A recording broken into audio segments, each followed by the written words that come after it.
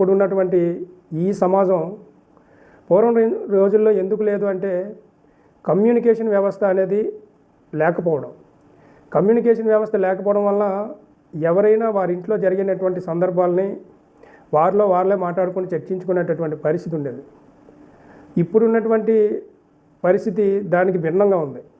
ఒక్కసారి దాన్ని గమనిస్తే ఎప్పుడైతే మనకి ఈ మొబైల్ వాడకాలు ఎక్కువగా రావడం జరిగాయో దూరంగా ఉండేటటువంటి వ్యక్తులు చాలా దగ్గరగా క్షణాల్లో మన ముందు ఉండేటట్టుగా సంభాషణలు జరపడం కానివ్వండి, వీడియో కాల్స్ చేసుకోవడం కానీ జరుగుతుంది.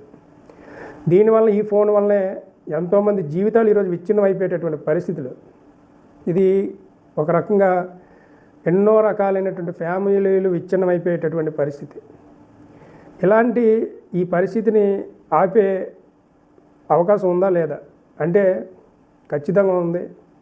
దానికి ఒకటే కారణం